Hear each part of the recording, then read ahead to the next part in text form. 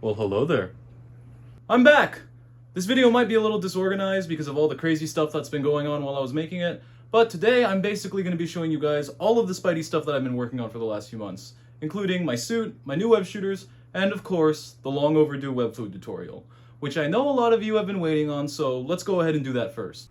By the way, the main safety concerns here would be flammability and inhalation. Some of these are highly flammable, and while the fumes aren't extremely toxic, I would still avoid inhaling a large amount of them. Also be mindful that while the finished webbing is not inherently toxic, when you're spraying it, there could be free particles in the air that you don't want to breathe in. Okay, so as far as raw materials, the list is not very extensive. Firstly, for the solvent mix, you're going to need acetone or ethanol. I haven't done extensive testing to see which is better, but I do know that acetone vaporizes more easily. You're also going to need some kind of polymethyl methacrylate powder. I use nail powder. You're going to need a little bit of water, and finally a polyvinyl acetate-based glue. Not polyvinyl alcohol. There's a difference. I use this clear stick glue that I got from Walmart. You'll need some beakers or some other container that you can put your ingredients in that won't get eaten up by acetone, as well as something to stir with. I also find it helpful to have a waste container to get rid of your unwanted product, and you'll notice I put a cardboard sheet over this table.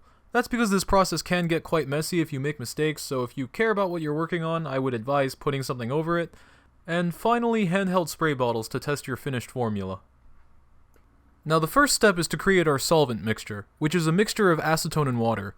I used about 85% acetone and 15% water. I wouldn't recommend going above 20. And it's very important that you do this step first.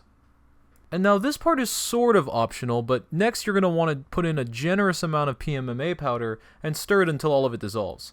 Now I should mention that if you're using ethanol as a solvent instead of acetone, this will not work because PMMA is not soluble in ethanol.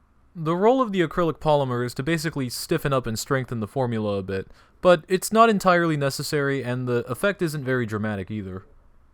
Once that's done, you take your PVAC glue and add in the solvent and PMMA. Now, I haven't found a magic number as to the proportions of these ingredients, but you pretty much want to get it down to the consistency of water, and I find using more solvent than glue is helpful.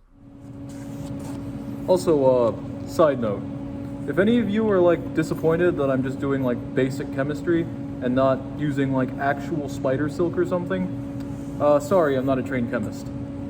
Just a nerd who likes Spider-Man a little too much. Actually, I did try to use actual spider silk for my first web fluid back in 2018. It was, interesting. Did it work? Yesn't. Okay, that looks about right. So yeah, you basically just want to keep adding glue and solvent mix until you reach the desired consistency. It should be around the consistency of water. And we're going to go ahead and test this. Now, those extra details are just slight optimization efforts to this formula, but if you really want to, you can even make do with just the acetone and glue. That's what I was using in my last web shooters anyways. Now, I'd like to point out that the water thing is definitely worth testing more. It appears to activate cross-linking in my formula. So, we have the ingredients for a much better web fluid here already. We just need to figure out how to activate them. Oh, and by the way, only 2.5% of you are subscribed apparently. So if you enjoy this video, why not give it a thumbs up and subscribe for the future ones? You can change your mind later.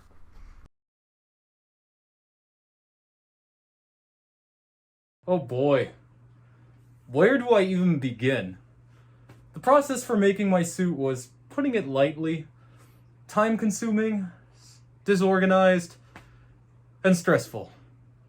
I was making this for San Diego Comic-Con, and I was under so much time pressure that creating this video kind of just faded into the back of my mind, to be honest.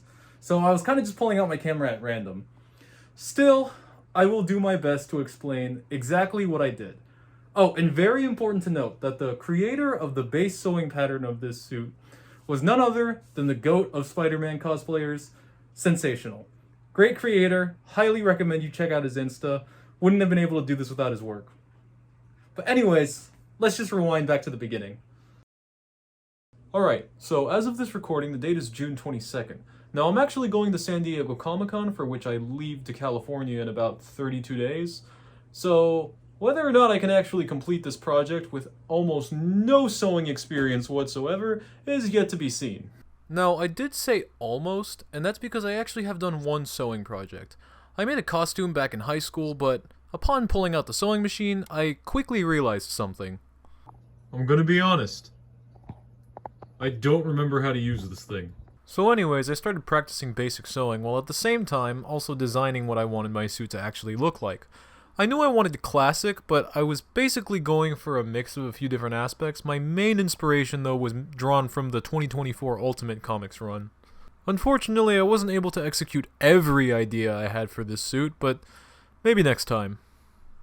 So for the first week or two, I was mostly just learning and practicing all the techniques I would use, as well as testing a few different materials. I eventually settled on this red and a nice navy blue. The next thing I did was get the suit pattern printed as a PDF at full size, and then I made a makeshift light table where I would put the individual pieces and then put the fabric over it so that I could trace the web lines, the cut lines, and the seam allowances. Following that, the plan was to puff paint the pieces and then sew everything together. Now, I was pretty short on time at this point. I was about 2 weeks in and I was just now really getting started, but at this point, things were still going pretty smoothly. Yeah, until I got hit by a freaking hurricane. Okay, so at this point, I was panicking. I was already thinking to myself before the storm hit, like, okay, Comic-Con is barely 2.5 weeks away. You can't afford to waste any more time.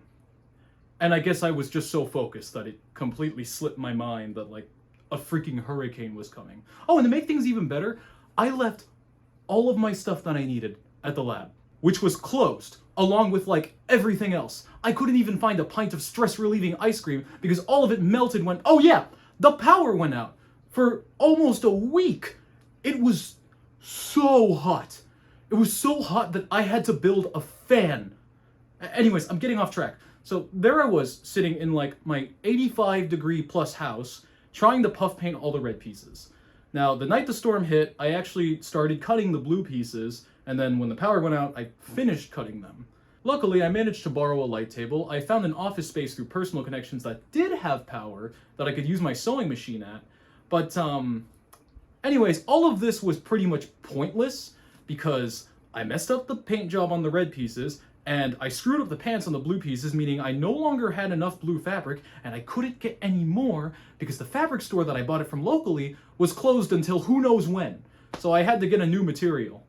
So yeah, pretty much all my efforts, all my not sleeping, not eating for like those 4 or 5 days was completely pointless. And at this point, I was this close to giving up. I thought, okay, there's no way I'm going to be able to finish this suit before Comic-Con. The storm hit, it was something that was completely out of my control. Oh well.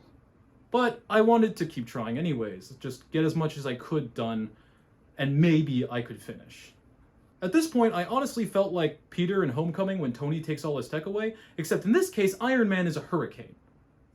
But then, a miracle happened. I managed to get access to another lab that had a laser cutter. Now we were back in business. The laser cutter is the same system I'm used to, but it's even bigger, so I just vectorized the entire sewing pattern and put the fabric in there. The laser saved me many hours of time, being able to engrave the web lines and cut out the pieces a million times faster. I finally thought I had some hope at finishing the suit again. Anyways, in the middle of all this, I had an interesting thought. What if I use the engraver to put a really subtle texture on my suit? So I tried some different settings, and after some trial and error, I put some really nice looking patterns on my pieces. I felt proud as it looked great, and this was an interesting method that I don't think anyone had ever used to make a Spidey costume before, and it would make mine one of a kind. I definitely felt like I was cooking. Turns out I was just burning water. You may notice that these textured blues aren't the ones that I used in my final suit. So why didn't I? Well, why don't you think about it? When you're laser engraving something, you're basically melting and burning the material. The fibers in the spandex were weakened by the laser and were made much easier to tear, something I didn't notice until way too late. I luckily managed to replace the blues, but by the time I noticed, I had already puff painted all the red pieces and no longer had any red fabric. Plus, I only had a few more days to finish. Luckily, the texture was more subtle on the red, so the tearing issue was less severe. Anyways, going back to the puff painting, let's talk about that. For this one, I also took a page from Sensational's book by adding latex to the puff paint mixture, about 15%. This process was very tedious and took some practice to get the hang of. You have to keep your movements steady and focus on the paint as it comes out of the bottle. You especially have to be careful that no air comes out while you're squeezing the bottle and ruins your web line. All in all, I only had time for one layer and the puff painting took about 2 full days.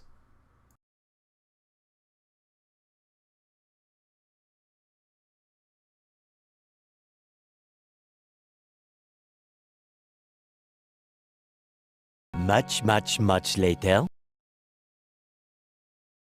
So, let's talk about the eyes. Well, the frames were printed out of resin, so were the meshes themselves. Then I sanded it with various grits of sandpaper, and I spray painted those. After that, I take a polycarbonate sheet, and then I kind of form it with a heat gun in the mesh, and everything just kind of pops into place. Now, originally, I didn't have a face mask, so I designed and printed these special mid-frames that I glued onto my mask, and they're magnetic, so the frames just snapped right into them. At least that's what I did use until today's video sponsor, PCBWay, resin printed me this great face shell. They also fabricated circuit boards for my web shooters that I'll discuss in a bit. PCBWay is great. This is not my first or last time using their services for a project. They're primarily a PCB manufacturer that makes custom circuit boards, but they provide a variety of other services as well, from 3D printing to CNC machining and more. If you have any projects that could benefit from that, I highly recommend you check out their services in the description link. Now for the shoes, they're actually scuba boots that I modified and took the zipper off of. What I did from there was I basically slid it inside of the sewn fabric boot, and then I contact cemented a sole on the bottom of it. And now, with barely any time left, I still had to sew everything together. At this point, I was working around the clock. The last few days, I would basically just wake up, work on the suit, and go to sleep. Maybe at some point during that, I would shower and eat, but that was pretty much what I did all day. And now, the last thing I did, this is now literally like 2 or 3 days before my flight, were the emblems. And now for the emblems, I decided to cast them out of urethane rubber, particularly VitaFlex 30. And these take about like 12-16 hours to cure, I can't remember specifically, so I knew I needed at least a full day to work on this. But anyways, what I did was I laser cut some acrylic sheets and then I glued them together as sort of a mold, and then I just worked the urethane in there. And then, the night before my flight, I super glued the emblem, did some finishing touches. Somehow, I managed to finish on time before Comic-Con. It really is a lot of fun. I hope I can go back as soon as possible.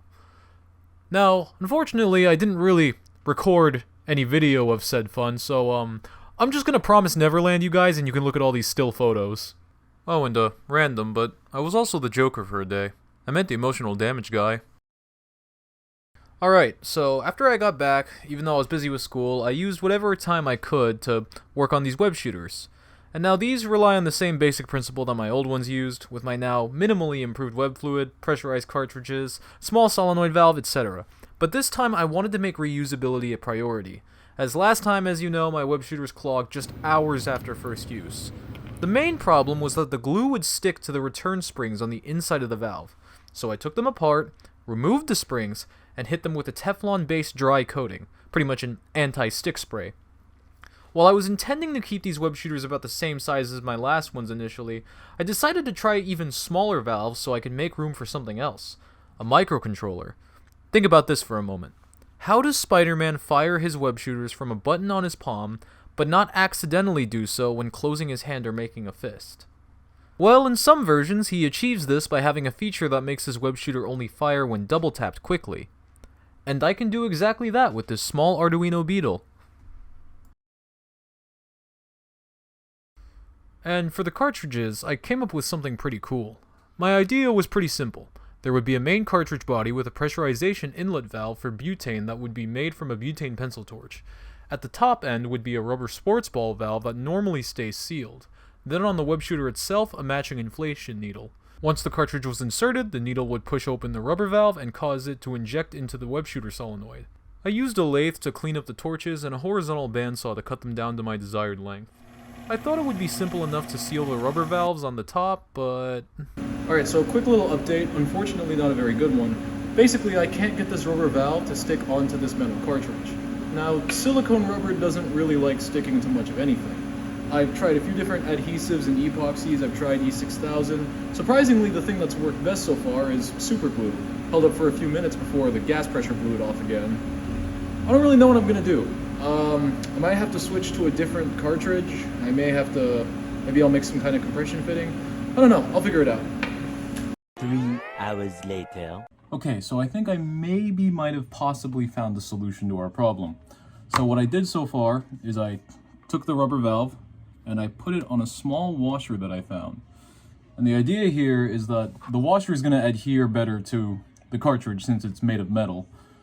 Yeah, it's not the ideal solution, but I mean, hey, it seems better put together than my lightsaber, and that worked.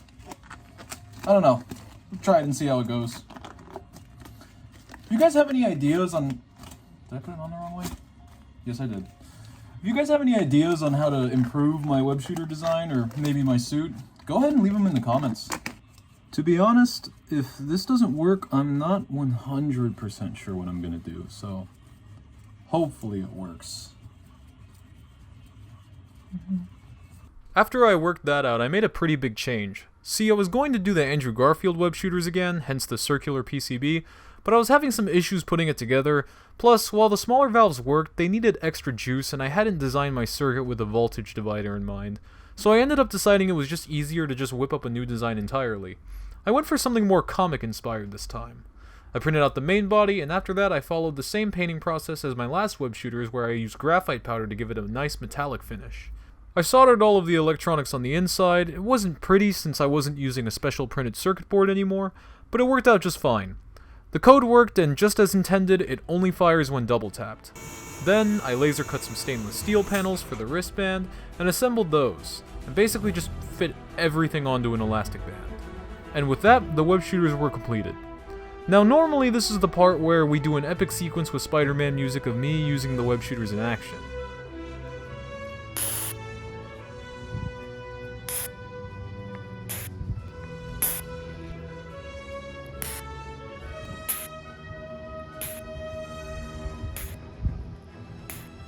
Yeah, sorry if the sequence this time around was a bit underwhelming.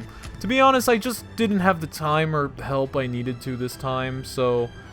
And I was under-pressurizing the cartridges just a bit, since I'm not 100% certain the bond on the washer will hold with more pressure. But so far it's held just fine. I'm definitely going to give you guys a more impressive demo next time, and that's because I'm already making another suit. To be frank, I'm not super happy about this one. Now let's be clear, I'm happy, definitely. Not bad for a beginner sewing job either.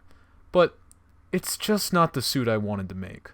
Due to the events that transpired and caused time restraints, I had to cut corners in a lot of places, and I'm working on making a much better suit and pair of web shooters next time. If you want to support these endeavors, I recently started a Patreon that's free to join, but if you feel like donating a monthly $1, I would be very grateful. And follow my Instagram for more updates on my projects and that little bit of extra Schizo lore. Anyways, I hope you guys have enjoyed watching this video. I'll see you later.